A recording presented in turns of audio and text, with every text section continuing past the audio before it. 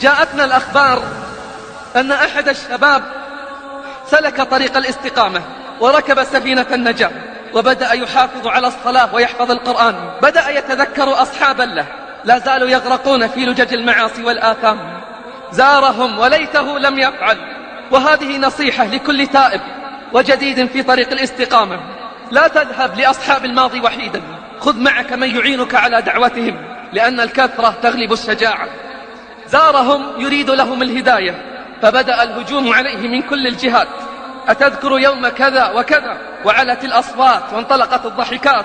وقام من عندهم بعد أن جددوا جراحا ماضية وحركوا في القلب والنفس أشياء، وبدأ الصراع من جديد. جاءوه بعد أيام يعرضون عليه السفر إلى مكان قريب بقصد شراء سيارة.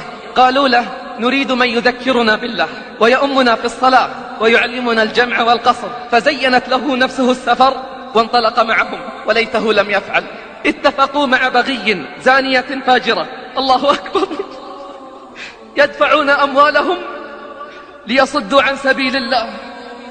أدخلوها عليه ومعها خمر وشريط غناء حتى تكون الليلة حمراء، ولا زالت به حتى سقته كأسا من خمر، ثم ثانية، ثم ثالثة، ثم وقع المحظور وانهدم في لحظات.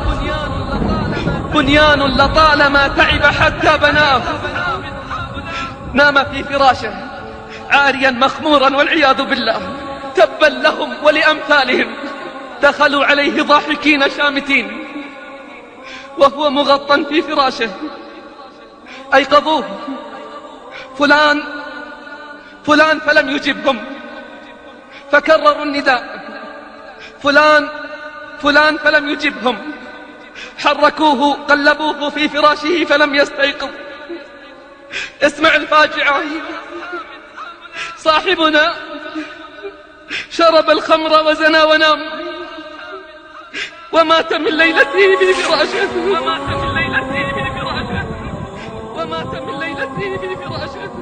أي أصحاب هؤلاء؟ أي أصحاب هؤلاء؟ أي أصحاب هؤلاء؟ أي أصحاب هؤلاء؟ ومات من ليلته في فراشه على أسوأ ختام. إنا لله وإنا إليه راجعون. يا الله يا الله، أي أصحاب هؤلاء؟ أي أصحاب هؤلاء؟ ويوم يعض الظالم على يديه، ويوم يعض الظالم على يديه يقول يا ليتني اتخذت مع الرسول سبيلا. يا ويلتى ليتني لم أتخذ فلانا خليلا. يا ويلتى ليتني لم أتخذ فلانا خليلا. لقد أضلني عن الذكر بعد إذ جاءني.